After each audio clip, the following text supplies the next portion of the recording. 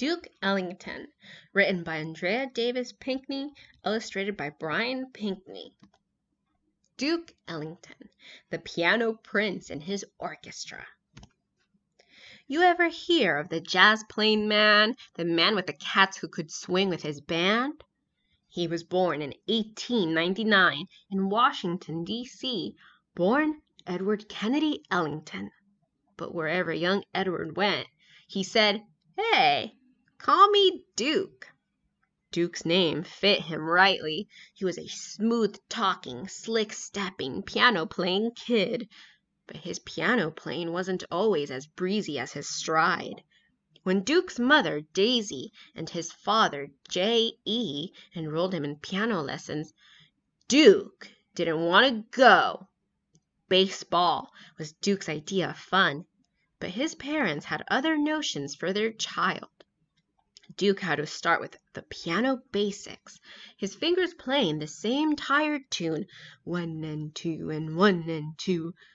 Daisy and J.E. made Duke practice day after day. To Duke, 1 and 2 wasn't music. He called it an umpy-dump sound that was headed nowhere worth following. He quit his lessons and kissed the piano a fast goodbye.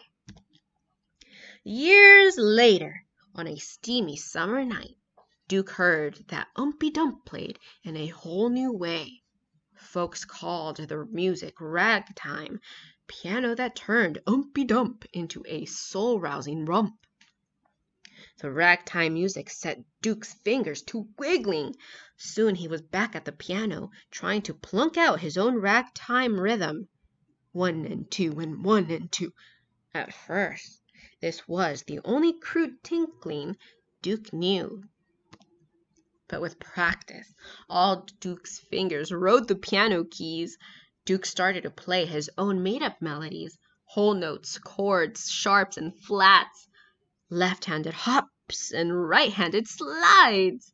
Believe it, man, Duke taught himself to press on the pearlies like nobody else could. His 1 and 2 umpy-dump became a whole thing of the past. Now, playing the piano was Duke's all-time love. When Duke was 19, he was entertaining ladies and gents at parties, pool halls, country clubs, and cabarets. He had fine as pie, good looks, and flashy threads. He was a ladies' man with flair to spare. And whenever a pretty-skinned beauty leaned on Duke's piano, he played his best music, compositions smoother than a hairdo sleeked with pomade. It wasn't long before Duke formed his own small band, a group of musicians who played all over Washington, D.C., but soon they split the D.C. scene and made tracks for New York City, for Harlem, the place where jazz music ruled. They called themselves the Washingtonians and performed in all kinds of New York City honky-tonks, Barron's Exclusive, the Plantation, Ciro's, and the Kentucky Club. Folks got to know the band by name and came to hear them play. Then, on an autumn day in 1927, Lady Luck smiled pretty on the Washingtonians. They were asked to play at the Cotton Club, Harlem's swankiest hangout, a big-time night spot. The Cotton Club became a regular gig for Duke and his band. They grew to 12 musicians and changed their name to Duke Ellington and his orchestra. Night after night, they played their music, which was broadcast live over the radio.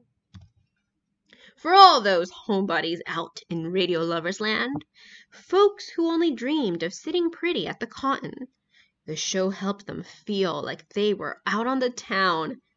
Duke's Creole love call was spicier than a pot of jambalaya. His mood indigo was a musical stream that swelled over the airwaves. Sometimes the orchestra performed their tunes straight up, but other nights, when the joint started to jump, Duke told his band to play whatever came to mind, to improvise their solos, to make the music fly, And they did. Each instrument raised its own voice. One by one, each cat took the floor and wiped it clean with his own special way of playing. Sonny Greer pounded out the bang of jump rope feet on the street with his snare drum, a subway beat on his bass drum, a sassy ride on his cymbal. Sonny's percussion was smooth and steady. Sometimes only his drumsticks made the music, cracking out the rattly beat of wood slapping wood. Along with Sonny, Joe Tricky Sam Nanton went to work on his trombone, sliding smooth, melodic gold. He stretched the notes to their full tilt, pushing and pulling their tropical lilt. When Tricky Sam was through, he'd nod to Otto Toby Hardwick. "Your turn," he'd say. "Take the floor, Daddy-o." Toby let loose on his sleek brass sax, curling his notes like a kite tail in the wind, a musical loop-de-loop with a serious twist. Last came James Bubber Miley, a one-of-a-kind horn player. He could make his trumpet wail like a man whose blues were deeper than the deep blue sea. To stir up the sound of his low-moan horn, Bubber turned out a growl away down in his throat. This gut-bucket tunes put a spell on the room. Yeah, those solos were kicking, hot-buttered bop, with lots of sassy, cool tones. When the band did their thing, the Cotton Club performers danced the Black Bottom, the Fishtail, and the Susie Q. And while they were cutting the rug, Duke slid his honey-colored fingertips across the ivory 88s. The word on Duke and his band spread from New York to Macon to Kalamazoo and on to the sunshiny Hollywood Hills. The whole country soon swung to Duke's beat. Once folks got a taste of Duke's soul-sweet music, they hurried to the record stores asking, "Yo, you got the Duke? Slide me some King of the Keys, please. Gonna play me that Piano Prince and his band." People bought Duke's records, thousands of them. In 1939, Duke hired Billy Strayhorn, a musician who wrote songs. Billy became Duke's ace, his main man. Duke and Billy worked as a team. Together they composed unforgettable music. Billy's song, "Take the A Train," was one of the greatest hits of 1941. With the tunes that he and Billy wrote, Duke painted colors with his band sound. He could swirl the butterscotch tones of Tricky Sam's horn and the silver notes of the alto saxophones. And ooh, those clarinets! Duke could bend their red-hot lips with a purple dash of brass from the trumpet section.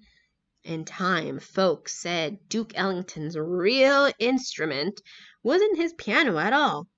It was his orchestra. Most people called his music jazz, but Duke called it the music of my people. And to celebrate the history of African American people, Duke composed a special suite he called Black, Brown, and Beige, a suite that rocked the bosom and lifted the soul. Black, Brown, and Beige sang the glories of dark skin, the pride of African heritage, and the triumphs of Black people from the days of slavery to years of civil rights struggle.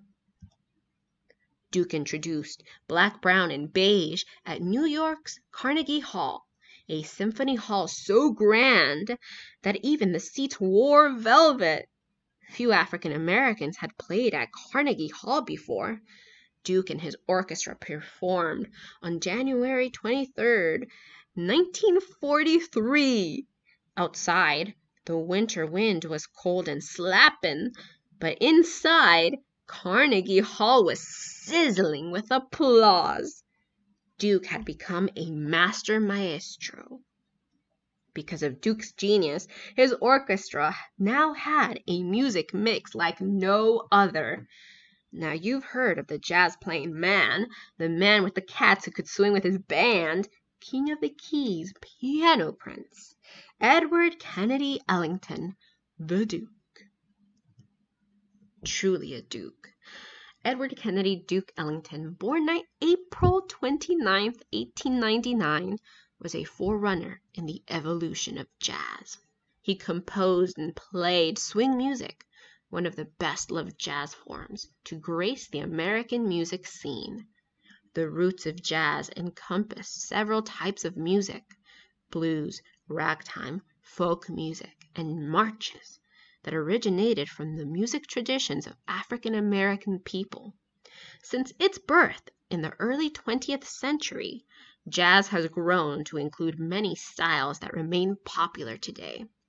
In 1927, Duke Ellington and his orchestra began a highly successful engagement at Harlem's renowned Cotton Club, a run that lasted 5 years. By the early 1930s, Duke began to produce complex, original arrangements that resembled the music of classical orchestras, yet were still popular among all kinds of music lovers. Sophisticated Lady and I Got It Bad are among the most memorable. Duke composed some of these tunes together with Billy Strayhorn, which made his band a force to be reckoned with. Duke's orchestra toured the United States and abroad, delighting audiences wherever they went. On January 23rd, 1943, Duke performed a concert at Carnegie Hall. Though some jazz musicians had played there before, few had performed elaborate music like Duke's. Duke wrote Black, Brown, and Beige especially for the event. This composition showed the world that Duke Ellington was an accomplished composer, a symphonic master whose music had come to be regarded as beyond category. During the more than 50 years of his celebrated career, Duke wrote and composed at least 1,000 compositions. Some say as many as 5,000, including ballet and film scores, orchestral suites, musicals, and choral works. More than 800 musicians appeared with his orchestra during its years on the road. Duke Ellington died on May 24th, 1974. But his musical genius is far from gone. His influence on the history of music and on musicians everywhere continues even today.